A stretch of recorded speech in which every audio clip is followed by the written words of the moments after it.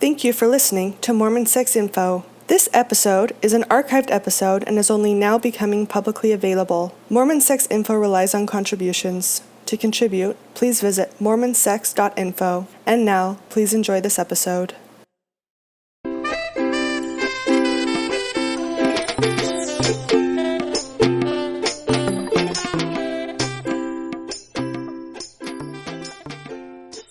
Hello and welcome to Mormon Mental Health and Mormon Sex Info. This is a co-production between the two podcasts, and tonight is our monthly styled book club meeting called, what did I call it again?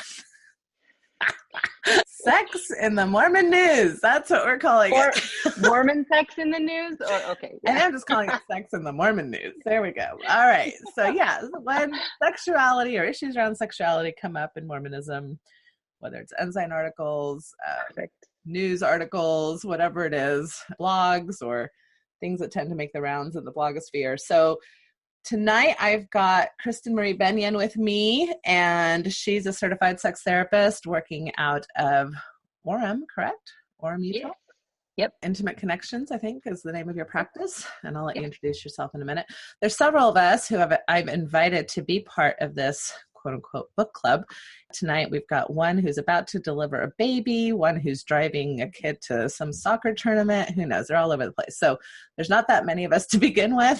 Hopefully there's a few more about to become certified. So we'll invite them as they kind of go through that process and have this panel discussion on a monthly basis. And just as a reminder, since this is our Mormon mental health as well, is that Mormon mental health is a little bit on the fritz in the sense that it's not a sustainable project right now, financially speaking. So we are asking for donations at the start and end of every podcast. This is the last year that Mormon Mental Health Podcast will be in existence if it cannot become financially sustainable. And I'd hate to let it go. I've really enjoyed this project. So please donate. There's a button on the left-hand side of the page that's pretty easy.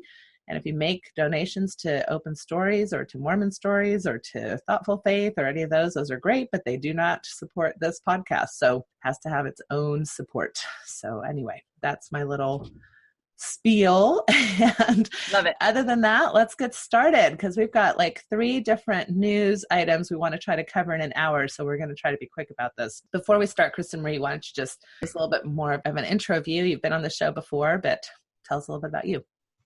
Yes, I don't know how much more there's to say, but I have a practice in Orem, Utah. It is Intimate Connections Counseling, where I work primarily with those of LDS faith, an intersection of faith, sexuality, religion. Those are my favorite topics to work with. I'm currently getting my PhD in human sexuality, which kind of creates a whole different curveball to a lot of my work that I'm really loving diving into. Yeah, born and raised in Utah. Love Mormons, love Mormonism. Yeah. All right. All right. Great. All right. So the first subject on the topic list today is Protect the Children petition, started by Sam Young, who is a gentleman from Houston, Texas, who I think out of just an individual desire started this movement, calling for the end of interviews where bishops and stake presidents can ask sexual questions to minors. So this is very much a day-to-day issue within Mormonism because this is kind of just part of our daily practice. This is something that I think we've been talking about as mental health professionals for several years. I know I've been talking about it on my blog, The Mormon Therapist, and I've podcasted about it with folks like Jennifer Finlayson Fife and other sex therapists. And so this has been kind of a topic that's been at least in discussion in my circles probably for about 3 or 4 years. It seems to have gotten some traction as far as people paying attention to it through this petition, and it's gotten some national news coverage. I know I got called by a Houston reporter today, have an interview with her tomorrow. I was asked to be on a press conference out in Utah on Thursday. I'm sure this will not release before then, so hopefully that will go well by the time you're listening to this, and we'll see what happens. But anyway, just Kristin, what do you have to say as far as just initially about what this topic kind of represents for us as a Mormon community? I kind of echo a lot of what you said. It's the longer that I've done this work and working on such an intimate basis in therapy with those of the LDS faith, it's a topic that over the years I've just grown to have quite an opinion about, and one that I didn't have as strong of one before. And so I find it to be a topic that is very loaded and one that can easily come off, if it's not delivered right, it can be pretty frankly offensive. And I hope that isn't the way that it's heard tonight, but it's a topic that I have started calling a soapbox of my own. And so I'm really glad to be talking about it tonight, because I think it's pretty loaded, especially where the majority of my clients are in the same county as BYU, which kind of adds a different layer of complexity with ecclesiastical interviews and whatnot. So I'm really excited to be talking about it tonight. Yeah, so let's start with the Mormon perspective on this. I mean, it's a long-held tradition. Believe it or not, it actually used to be worse back in the day. You'd kind of be called out in front of the whole ward if you had some type of sexual indiscretion that was deemed to be inappropriate, or that you needed to be quote unquote punished for or repent from, or something along those lines. Sure. So we've definitely moved away from those types of traditions. But the worthiness interview, because we are a church with lay ministry, it's not like you have people who are studying to become pastors and going through interviews and, being checked out on or whatever. And so from a very early age, if you want to participate in kind of these ordinances that otherwise professional clergy would be doing in other churches, there's kind of this litmus test, do you pass the test for being able to participate in this religion's traditions and ceremonies and rituals? And so part of that is, belief questions. Part of that is questions on other types of behaviors, like do you pay tithing and do you follow the word of wisdom? But a big piece of this is, do you abide by the law of chastity, which has to do with sexuality? And so from a very early age, you have children at baptismal type of interviews, but especially I think in young men's and young women's programs at age 12 and on, being asked a variety of questions. And this is kind of where you get into what's called typically bishop's roulette. And, depending on your bishop or stake president, those questions may vary. Or depending on what you're bringing to the table, the questions may vary. If you're a 15-year-old who's feeling guilty about a particular sexual act and bring it to the table, you might be asked more questions about that, whereas maybe you wouldn't have been asked those questions if you hadn't, quote unquote, repented or confessed. So it gets really complicated really quick because there's no one equation.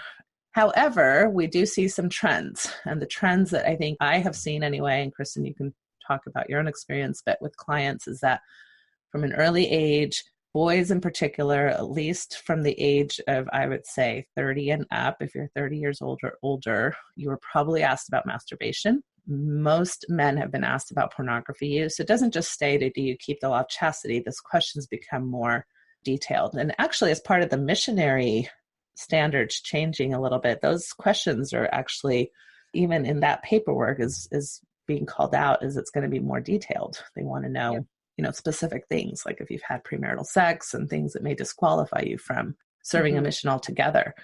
So from 12 and on, you've got these questions about whether or not you can put your own hands on parts of your own body, whether or not you can put your hands or other body parts on other person's bodies, and, those kinds of things, and what you're looking at and what you're thinking about. And in my experience, this has been not always a very positive thing for people. Even when they considered repentance a positive thing, there was still a lot of shaming that they felt around that whole process.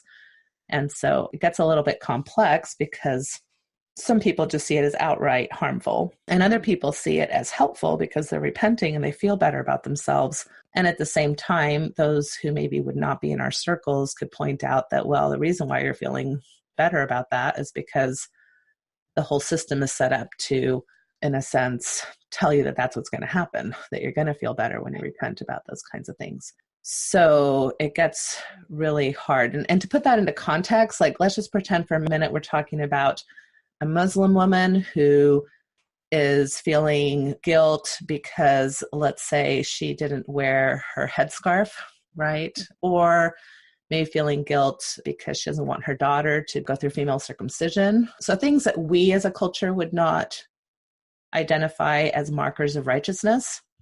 Right. And it'd be very easy to go, wow, well, so she felt better after repenting about that. Like, that's kind of weird, so we not being of that culture might see that as problematic. That's how other people see us in that particular realm when it comes to these things. So just to kind of open it up to discussion, not to necessarily challenge people's values on this. So what are your thoughts? What do you hear from your clients as far as experiences with these interviews? Oh, I hear quite a bit, and I've heard so much over the years. I think I've grown to kind of identify certain, I don't know if it's personality types or certain kind of life circumstances as well that are at a higher risk of being in a situation where they are faced with the needing to, or being asked to discuss something that may or may not have happened, A, may or may not have been consensual, B, and then, amongst a whole breadth of other things where, and I know this is going to sound a wee bit critical, but it is the part of me that is concerned with those that are in these situations, especially with youth, where they are faced with potentially having social consequences, familial consequences, where they may or may not be able to go to temple trips, young men, young women activities, family outings to the temple, or those types of things, which I do hope we can state the good that can come from the repentance process that I know you and I both have heard in our sessions as well. Some beautiful things that shouldn't be left out of this conversation, but what I know that you and I are both really focusing on is some of the stuff that is often left out of this very conversation. And some of that is exactly what I'm saying, where it's quite a bit placed on the shoulders of those that aren't necessarily equipped to be migrating that complex of a topic, sexuality specifically. Right? Yeah, it is. It is complex because I think it's very easy to feel like either people who support this type of a movement are attacking the church or disrespecting bishops or ecclesiastical leaders, which, in my experience, I'd say, easily in the 90th percentiles, ecclesiastical leaders that I've worked with are super great people, super great intentions. The problem really is that this sets people up for abuse if you're going to be with that small percentage of people that will take a power position and abuse it. So anytime you have a minor behind closed doors with an adult, there's that potential if that adult's going to be somebody who abuses that power. And that happens in every society and culture and church, right? That's not just a Mormon issue. That's just a people issue. And that's why so many things have been put into place, especially here in the United States, as far as background checks and, system. I think we're the only church at this point, at least this is what was, when I read the statement from, let's see here if I can find it, the commentary from SNAP, which stands for Survivors Network of Those Abused by Priests, Joelle K. Sticks. She states that there is no other institutional church at this point that will conduct one-on-one interviews between high-ranking church officials and minors because of the potential it has for abuse and grooming. So even if that's a small percentage of what happens in the church, like full out blown, sexual abuse, it still happens. And it happens in that setting and in that context. We make it easy for it to happen in that setting and context. But what I want to just kind of plant a seed with is that even the best intentioned bishop, the most loving person, the safest, ecclesiastical leader you can think of, asking those kinds of questions is crossing a boundary, a sexual boundary of privacy and a sexual boundary of power dynamics. And that in of itself is abusive. And I think that's something that is probably very difficult for those of us who are members of the church to not get defensive about, because we love our bishops. We love our church. It's hard to look at these things when they're happening internally. But that's just the reality. I can't really imagine any mental health or social science professional or expert out there saying that it would be any different. One thing I wanted to point out too in this conversation is the World Health Organization, and they have like rights that they've come up with, sexual rights. And I'm not going to read them all because there's like 16 of them, but one of them is like the right to privacy. Mm-hmm. And we just don't have that right to privacy when it comes to sexuality. You're supposed to kind of share whatever you're doing or thinking or in regards to your sexual behaviors, especially. And I think that the other right that I wanted to just show here is the right to autonomy and bodily integrity. So even with things like masturbation, which in the science, field has been completely normalized and seen as part of normal human development, we are, interfering with that, which right here that says that you have the right to enjoy the benefits of scientific progress and its application. And you have the right to be free of all forms of punishment and coercion. And maybe we don't like to think about the ways that we do this in the terms of punishment and coercion, but that's very much what's happening when you disallow a child to participate in an event where all their friends are going, or when you're ousting their behaviors to parents or to other members, which happens either directly or indirectly by things like not being able to take the sacrament or calling in the boyfriend or girlfriend from the other state, who never meant to out themselves. So these things happen, right? Where these things are made public. Or academic risk that threats, you. Right. Mm-hmm. Right. Yep, absolutely. So it goes up into adulthood as well with some of the things that could be, in certain situations, it could be experienced as healthy. And then in other situations, incredibly harmful, like with with how it can go down. So it can be really, really, it's very on such large scales with how certain people experience the same set of questions, if it even is the same set of questions, because often it's not. And I think that's what we're talking about. There's been some backlash about the movement itself, because not only is it a petition, but if you've seen the website, it has stories both written, but then there were some videos where I think it must have been some computer program or something like that, where some of these stories were, the text was put into a computer like vocalization machine or something like that, because it's a childlike voice reading that. And it's a little bit robotic. So you can tell it's not necessarily in real life. But I think to make the point, these stories happened in childhood. And so, of course, people get, it's sensationalist. It's an attack on the church. They get very critical about those types of stories being shared. It's unsubstantiated. Most of the stories are from anonymous people. Of course, people don't feel very comfortable sharing those things with their name attached because it's a private story. So any thoughts on... Yeah, people don't feel comfortable sharing it because of all of the reasons we just said. Yeah. Well, they don't at all. And I understand this, and I mean this with respect. They don't want to disrespect their bishop. They don't want to disrespect their family, their church, their very likely well-meaning ecclesiastical leaders. They don't at all want to seem disrespectful. And yet they still want to tell their stories. And so I don't blame them at all for naming it anonymously. And that's one of the biggest issues with the whole sexual assault movement that's going on right now, and sexual harassment movement, is that historically those who have been victimized have not been believed, because it's been so difficult for them to talk about it because of the systemic things that are in place keeping people silent. And so I love that you just brought that up so that I could go on this mini rant. Because I love that mini rant. So frustrating to me when people criticize those who are coming on anonymously, telling such a very likely heart-wrenching story, because I haven't looked at the website yet, but I've heard countless stories myself. Yeah, and I read through some of them, and some of them, they really do cross the line into more severe abuse. And I think those have been highlighted on these videos. People might say that's sensationalist. I say we need to face the music.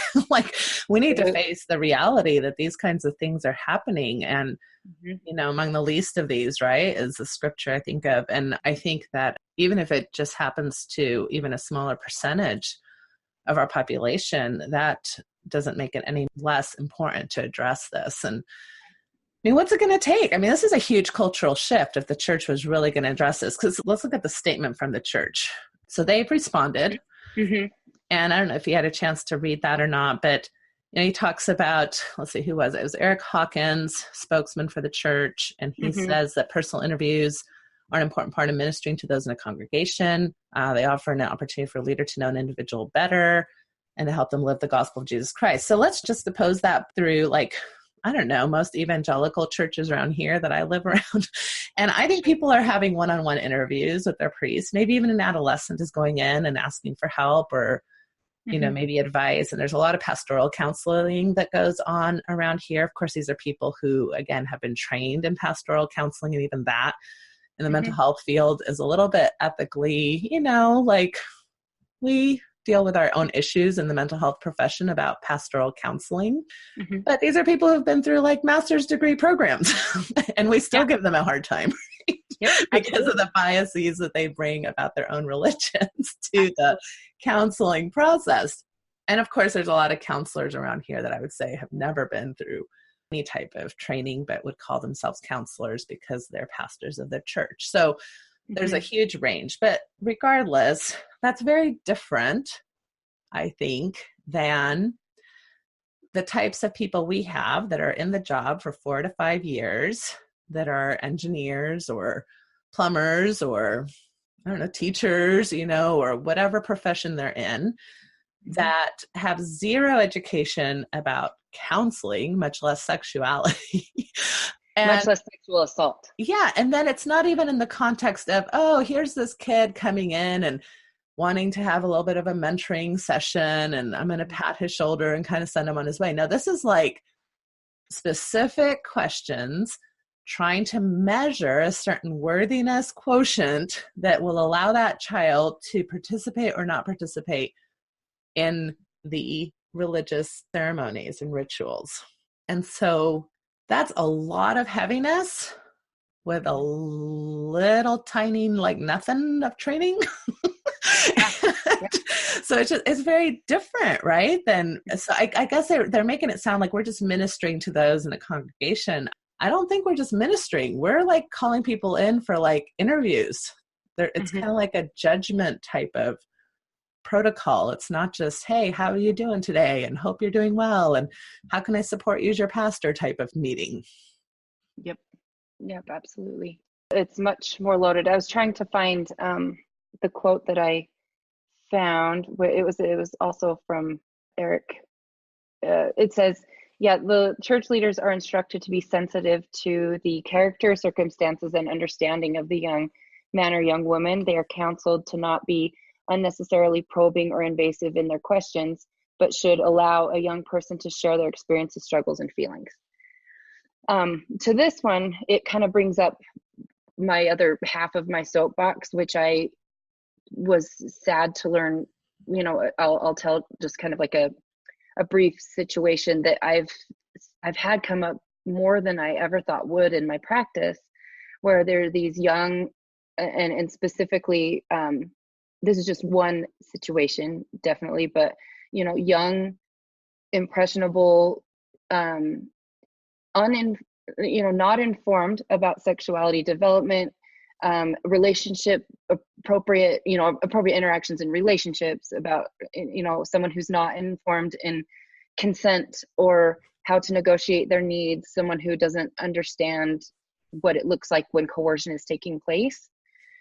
Which I know adult people who don't know when a coercion is taking place. So this is by no means a criticism to this young person that I'm telling. It has been something that's come up in my practice more than I ever thought would. Anyway, when I started working with multiple people and this exact situation would come up, they would tell me that they had engaged in some sexual contact with a peer and then went to start the repentance process with their bishop, and the bishop lovingly started the repentance process with them. But after I asked them a little bit more about what went on, definitely started saying what happened does not sound like that was consensual to me, and so what I have grown to believe, and this is just one domain of ecclesiastical interviews where I think there could be some very much needed training to vet coercion and vet instances of sexual assault where someone might even be coming in thinking they need to repent. right? Where it actually was not a situation in any way, shape, or form where they had desire for sexual contact to happen. Right. And so when I read this, and that's just one example, but when I read that, I don't know if, to be taking into consideration the needs of each of those youth, where there are certain, you and I both know there are certain things like, maybe OCD that might be really triggered by certain questions like this, where there's no way they can even answer the questions, like, because they're never, those that have a propensity for OCD, especially what we call scrupulosity, where they're just never going to be worthy enough. Like, it's just, they can never answer it right, and so they're just certain domains or certain characteristics that I think there needs to be so much more training to vet and not just give generic questions, which I know that more often than not. And this idea of giving them more training, like I start to wonder, like, is that even, with the current structure that we have, is it even possible to really give the type of training necessary for these types of interviews to be conducted at all? It just, to me, it just doesn't seem very realistic. First of all, bishops and stake presidents, like, their time is so, I can't even imagine all the things that they've got on their plate, right? I agree. Much less having to, think about the training we've had to go through. There's just no way that I think leaders can have the type of training, not like a 2-hour, seminar, where this really is even something that I would feel comfortable putting on the plate of a bishop or a stake president, because it's so complex and so many different things go into, really, like you're talking about diagnosis. Mm-hmm. You can't train a bishop or a stake president to be like, I wonder if OCD is happening here, right? Or I wonder if bipolar is going on here, or like that shouldn't even be on their radar. They shouldn't even have to worry about that, right? Like, that should be something, if they even have that thought, their first inkling should be like, oh my goodness, can I get a professional here to help me out? It's not something I need to be dealing with. I need to go home to my family and have Sunday dinner. Anyway, Amen. So I don't see it just even as a protection of the people in the interviews that are minors. I see this as an issue of protection of our ecclesiastical leaders. One, because I think it's very dangerous territory to go into untrained, because you can do harm when you don't know you're doing harm. Just like I feel like I did harm as a new professional with all the training I had, 2 to 3 years of training, not counting my bachelor's degree. I still go back and think I probably did harm at the beginning, when I just didn't know a lot of what I was doing. And even now I consistently ask myself that question, am I doing harm? Mm-hmm. So it just feels like such a large thing to even think about giving training. And then on top of it, they say at the end here, if during an interview a leader becomes aware of incidents of abuse, they are directed to call the church's 24-hour helpline, which my understanding of that helpline is that it's more about helping the bishop not be liable and to help him follow the law of the state, which is fine. But I haven't heard it necessarily reach the level of resources for the person in the room. So in other words, it's somewhat protective of the church and its reputation, which is fine. I understand the church has to do that. At the same time, I think I'd prefer for it to be more resource heavy for the person in the office. Like, what are we going to do to actually help this person have mental health resources? Maybe need to contact law enforcement, maybe need to call social services. There's a variety of things that could happen. Where I see it fall flat most of the time is that many people who are in there where the bishop has called a 24-hour helpline is not being followed up by professional services. So maybe there's a moment of, like, maybe there is a call made to social services because the bishop now is a mandated reporter. But I'm not seeing the ward funds and the support to help that family oftentimes, or that individual then have to move through what that call might mean.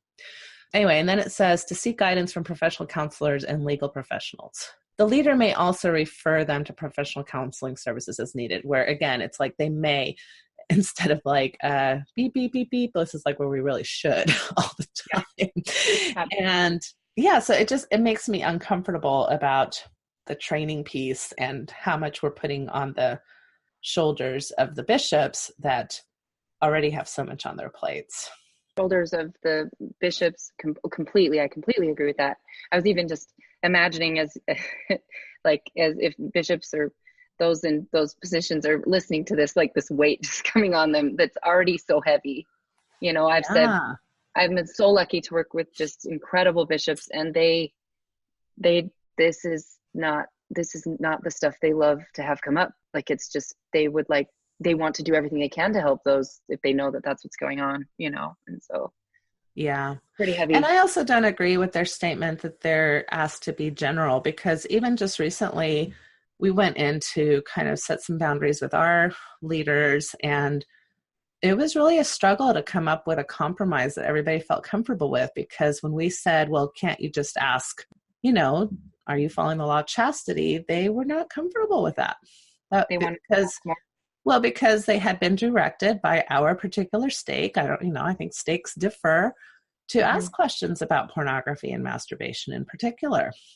Ooh. And so I think that is just not true, or they're not making it clear enough to their stake leaders to make it not true. And plus, like I said, with these missionary questions, and even when they refer to the Strength of Youth pamphlet, there's a lot of stuff in there that they can ask about. If they're saying, well, all we do is refer to the Strength of Youth pamphlet, well, the Strength of Youth pamphlet allows for like zero sexuality, even in your thoughts. So I don't know. I think that you can pretty much ask about anything. Not sure how they square that. Of Youth pamphlet. But I will be, I don't know how detailed you want to go, but I have definitely had many, many, many people in my room telling me that they were definitely asked about masturbation, that they were definitely asked about pornography use, that they were definitely asked probing questions to get to the intent. So things such as like color of your underwear, like if you're wearing white granny panties, I guess you didn't intend to have sex, but if you were wearing red lacy ones, maybe there was an intent there. I mean, things like that, that again are just really inappropriate. The types of touch, body parts that were touched or not touched, whether or not there was insertion and penetration. I mean, when you're talking about a 15-year-old, 16-year-old kid, and you're getting that level of detail about sexual disclosure, I think that's definitely a breach of sexual privacy, sexual boundaries.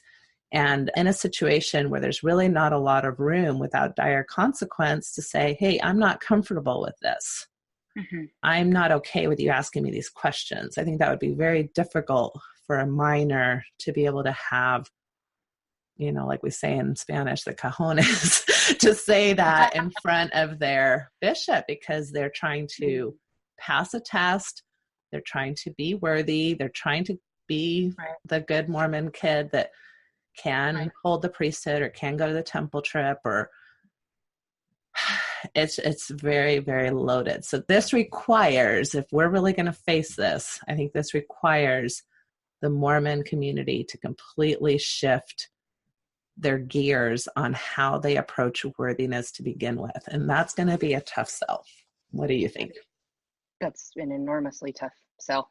I mean, before moving too quickly from that, I just know that for me growing up, it never would have even occurred to me to say I'm uncomfortable with that question. Or even, can you please tell me why you want to know that? Because I'm not really sure how that fits in to this set of questions. I mean, that would have been seen as complete disrespect. Pride. Pride. And not being humble. Defensiveness. It would have been and not being repentant. And so, I mean, speaking back to one of the initial rights, sexual rights, or just human rights, really, that you talk about, a right to privacy. That's what was going through my mind earlier in this podcast, where I'm like, oh, right to privacy, like what would that actually translate to and look like in talking to youth? Like, what could that look like? Which, yeah, we're talking about ecclesiastical interviews, but also that translates to so many domains that are so important in their lives, of autonomy and self-respect and dignity and integrity building and values building and all these things that I think the vast majority of people listening would really agree with in characteristic building of the youth. Yeah, no, I totally agree. We want our kids to have good boundaries and we want them to be strong. And yet from a very early age, we put them in a system where asserting boundaries or even practicing boundaries is not okay to do. And will oftentimes be seen as, going contrary to God or to the church or to parents or being rebellious or whatever. Mm-hmm. And yeah. All right. Moving on. Goodness. All right. Next thing we want to talk about. So I guess there was a survey going on at BYU. Yeah. That the Salt Lake Tribune has reported on. And it sounds like this was a BYU survey. Is that how you read it? It was. Yeah, I read it. Okay. So, and some interesting things came out, which I'm always glad when BYU does a survey and actually publishes it, especially when maybe the numbers are not helpful to them. Absolutely. So I think that's very impressed. Transparency. So and it was a pretty big survey. Like, I give them props for it. Yeah. Like, it seems like a real good effort.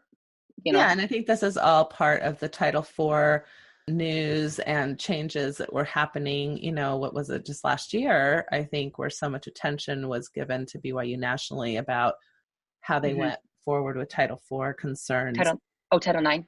Title IX, I'm sorry. Title IX concerns. That's my problem with, well, first of all, with my memory, and second of all, with my Roman numeral system. That I never got well. Yeah, it's just an X or a V. I don't know. Yeah, do not quiz me on Roman numerals. Okay, so anyway, so they did a survey, and do you know how many people they surveyed? I'm trying to find it here. It was, oh shoot, I actually had the study up, and now I can't find it. Hold on. Let me. Okay, well, while you're looking for that, so. Unsurprisingly, I guess, BYU students don't feel super confident that reporting sexual assault or sexually unwanted experiences is going to be something that's going to be very well received at their school. Right. And so the numbers are 64% said. Okay, so it was of 12,739 students. That's a lot of students. Wow. So. 64%. No, I'm wrong. I'm sorry. No, 12,602. Sorry, I just want to be right. Okay. Okay. 64% said they made no formal report during the year. Among students who experienced unwanted sexual contact during the year before the survey, so just 1 year before the survey, 64% said they made no formal report. Which, I mean, let's just sit on that number for a minute, and then I'm going to sit on the next numbers, which are even scarier to me, and kind of go into even our last conversation a little bit. So of those that did report, okay, so what is that, like 40, less than 40%? 26% first went to a bishop, stake president, or mission president about the issue. 3% went to authorities like the police. Dun, dun, dun. I mean, that is...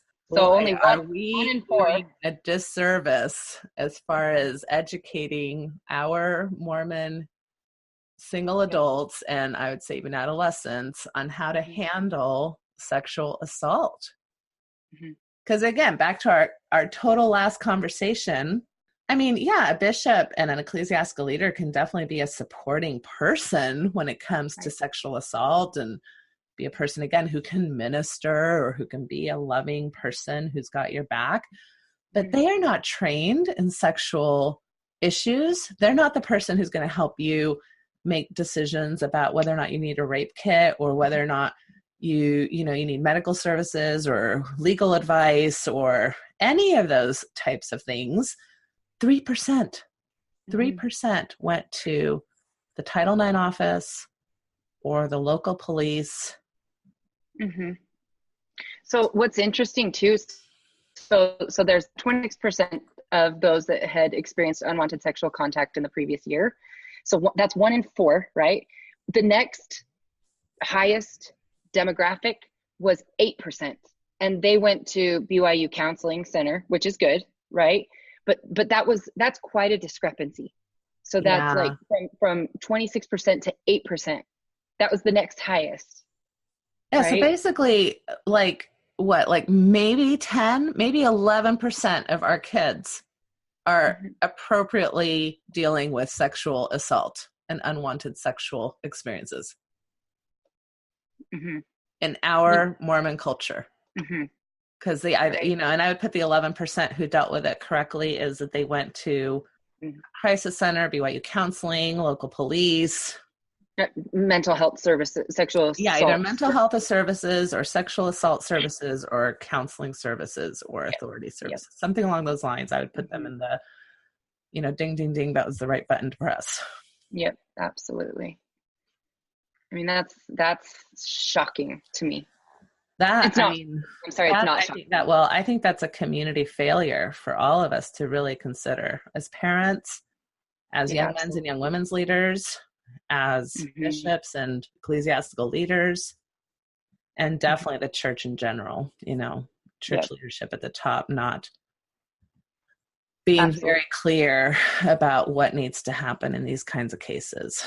And again, I think a lot of it speaks to what you brought up in the last point as well, where a lot of times sexual assault or unwanted sexual experiences are not clear cut. It's not the, rapist who jumps out of the bushes and hits you over the head with a bat and drags you off. And, obviously those horrific things happen, but oftentimes sexual assault happens within the context of dating. More often than not. Or family systems. Or friendships that you're not even dating, but something kind of goes off, or in conjunction with maybe something else that you're feeling bad about. Like, let's say you had a few drinks at a party and you felt like, oh, I shouldn't have had a few drinks, and now I'm going to blame myself for this thing that happened.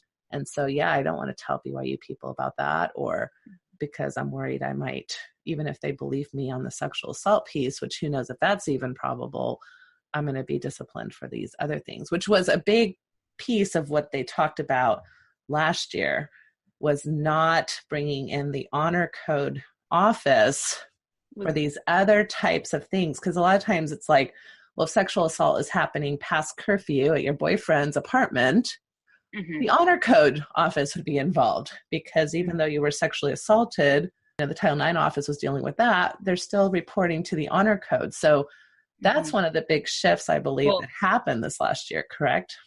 Yeah, the Title IX office was sharing an office with the honor code. And so, the whole push was to get, there was a bunch of things that, to BYU's credit, they did institute the immunity clause, supposedly, which is what you were just speaking about, where if someone comes in to report sexual assault, they cannot be put under academic probation, church probation, for something else that might have been connected to the assault.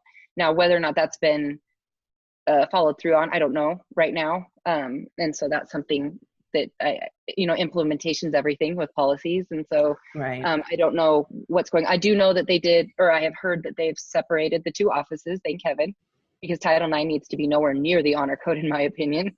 And so, and I think that there needs to be education on what Title IX even is, for the students. I mean, it says in this article that 20% even have never received any education on what consent is.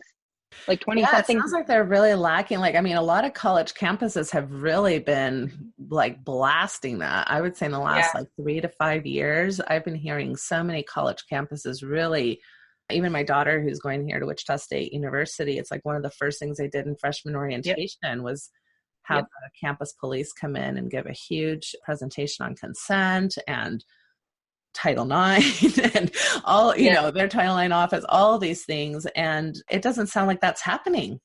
It's tough when you're in a culture that's expecting you to be abstinent, which is okay. Let me restate that, which they conceptualize you as abstinent. And so when they're perceived as these young adults who are, or who are not engaging in sexual activity or conceptualized that way, then we miss educational opportunities for obvious things that need to be happening, regardless of whether or not a population is, and they're clearly, whether or not they are, that should be part of the education policy of this institution, in my opinion. Right.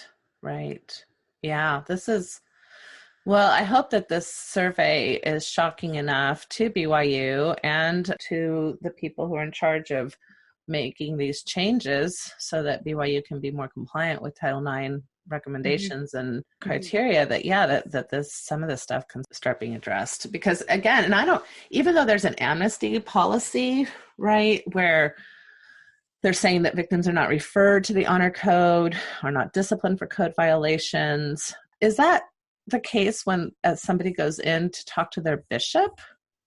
So that's the loophole that I think right. is the concern. Who's supposed to sign their ecclesiastical endorsement at the end of the semester? Right. Because I mean, we're talking like, I mean, the vast majority, those are the first point of contact, right? And so I don't know if they've changed the policy for mandatory reporting to honor code, which I know has been historically something that BYU bishops are required to do. So I have not seen any sort of policy shift. Maybe there has been, but if I remember right, that is still a loophole that can really create some havoc, right? Especially since they're the first point of contact for the vast majority of people who are finally starting to talk about what might have happened. Yeah. Right.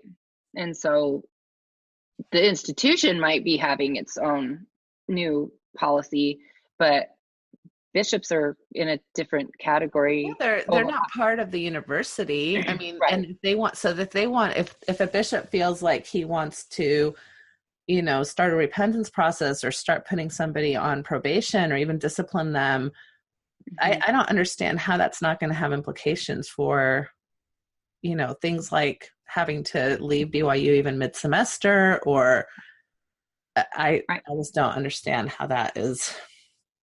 Especially in cases of sexual assault, when something like when you and I both know, and most people who study this, it's really vague at first until you can get more of an idea of what happened, especially with the amount of pressure specifically put on young women for taking care of the feelings of young men and not knowing that they can say no at any moment.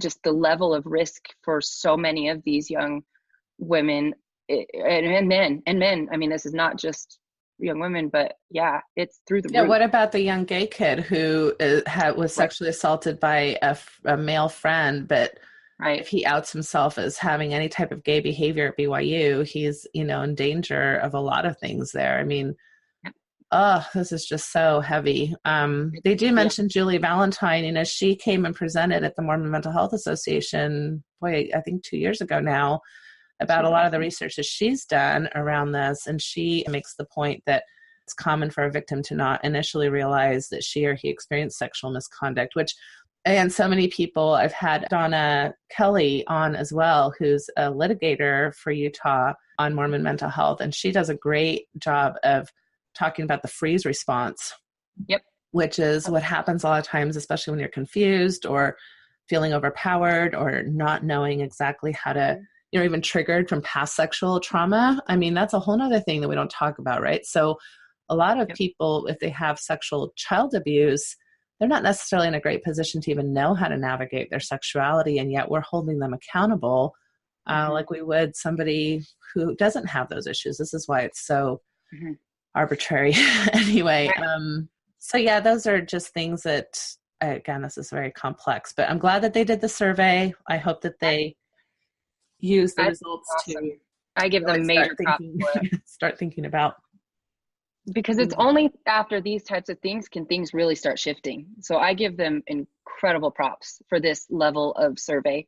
And I think it should be I think it said that they're going to do another one in like 2 to 3 years.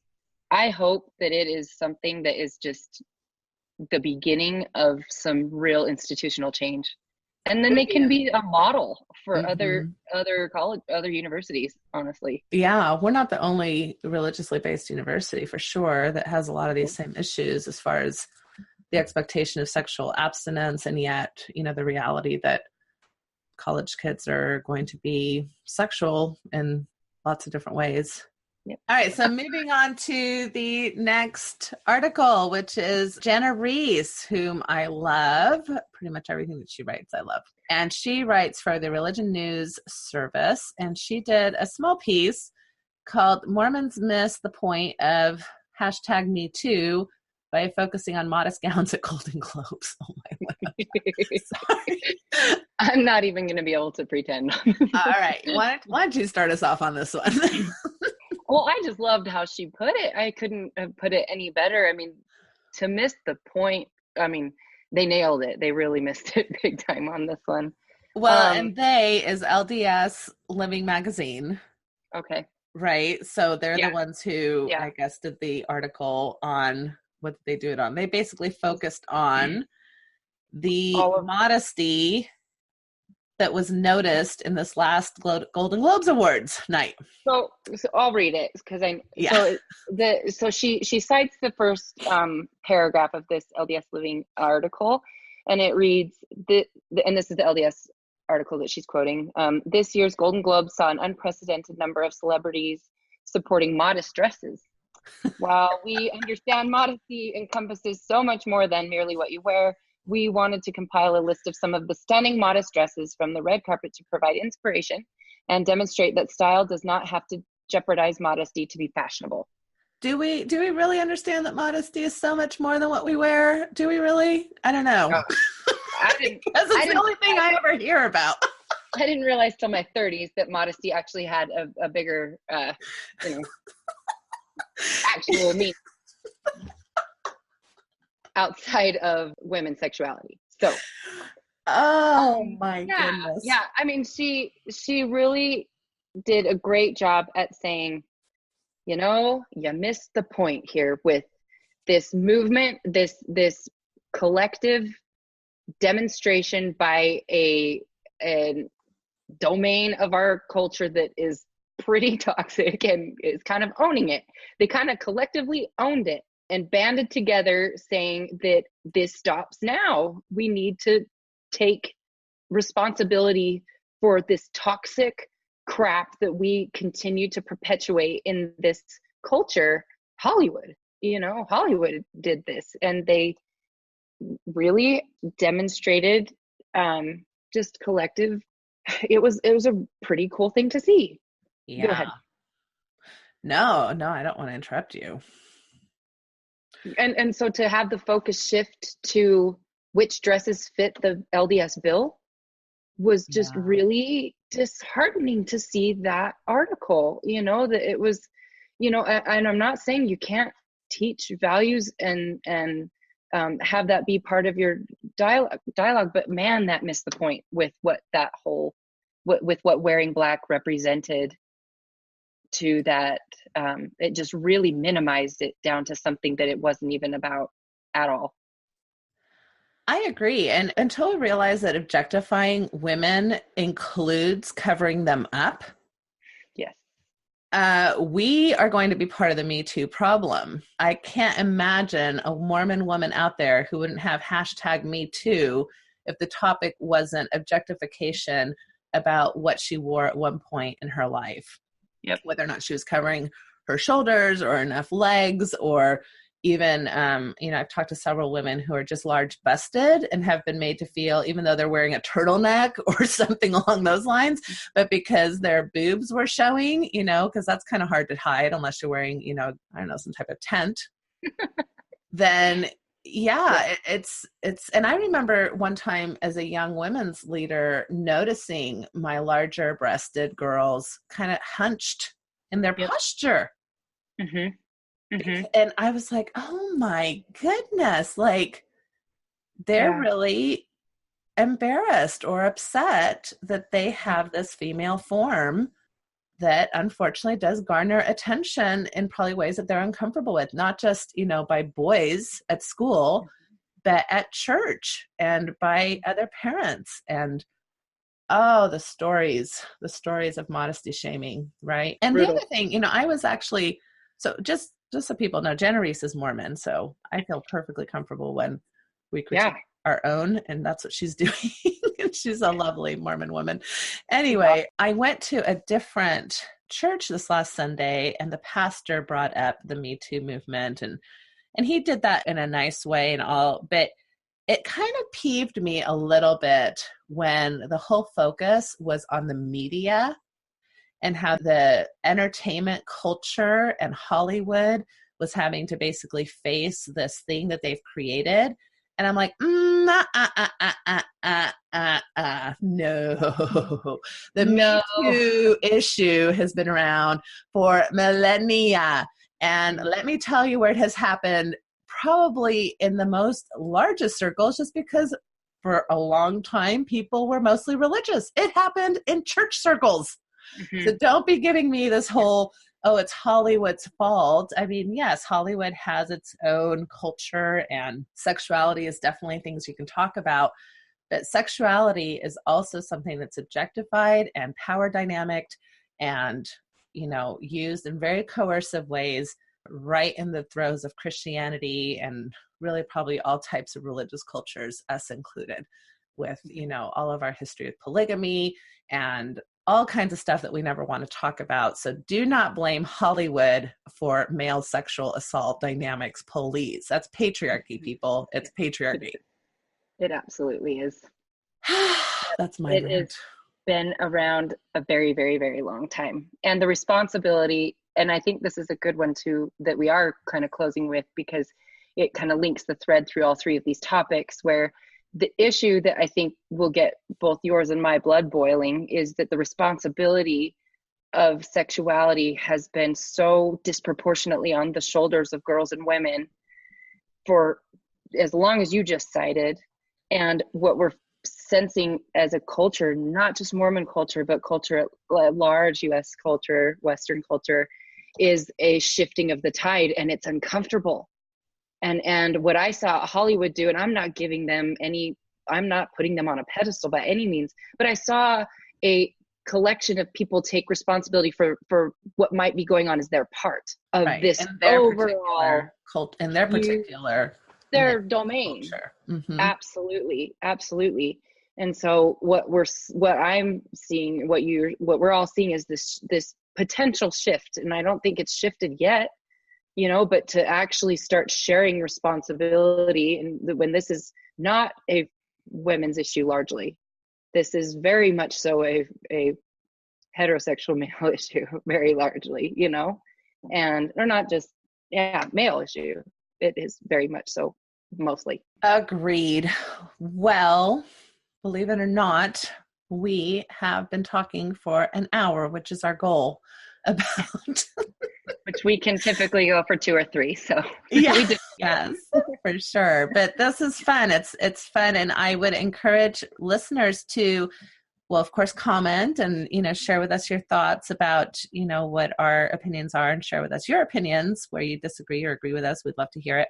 But also please forward to us articles that you're aware of in Mormon land, whether it's something that was printed in the Ensign, New Era Friend, whether it's the Liahona, whether it's LDS Living, whether it's a blog that you follow from a prominent Mormon, or anything out there that's making the rounds that you feel you'd like for us to address, because we'd love to do that. There's plenty of material out there, and we'll try to pick the ones that we feel are most applicable to the time. So thanks for listening. Remember again to donate.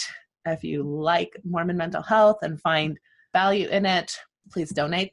This is actually a free resource on Mormon Sex Info. So hopefully those of you who subscribe and listen on Mormon Sex Info, you see this is kind of like a perk. So thanks for your subscriptions. This is our time and our energy, and we love to give it, but at the same time, we need funds to help us out. So take care. Good night. Thank you, Kristin, for joining us, and we'll see you next time. Thank you.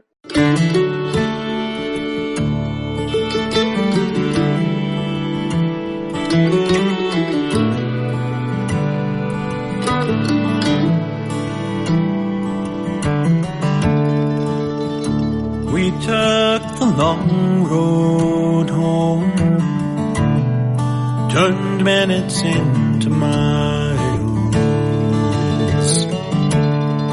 and as the evening traveled on, the sunset bathed your smile. We stopped beneath the desert stars, wrapped in each other's arms. Was as simple as I love you, an ordinary, extraordinary truth.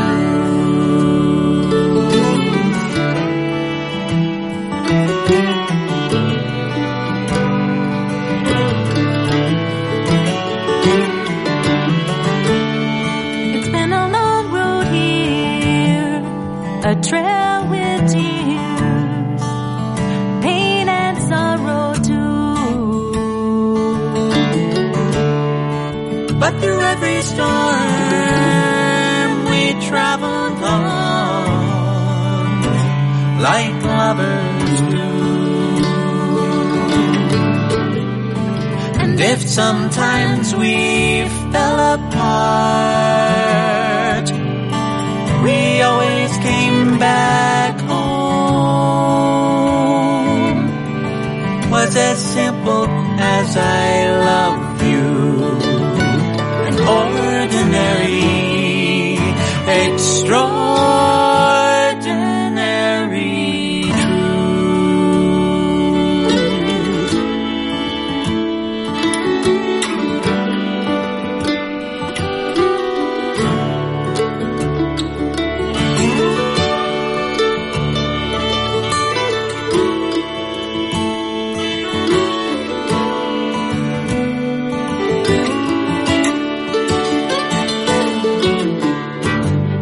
Some people say love is blind and forever is too long. But I see your eyes in every sunrise. Can't imagine life alone.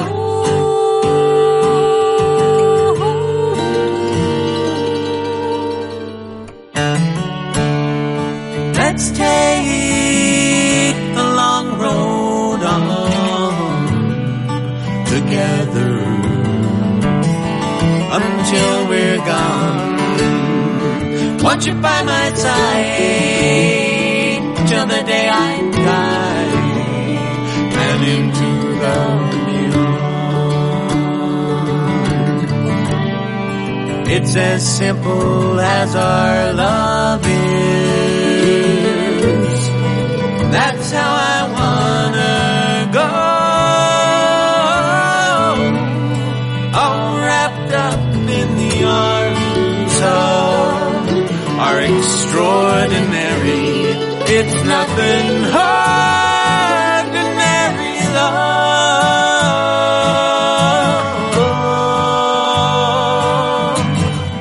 Ordinary. No, it's extraordinary love.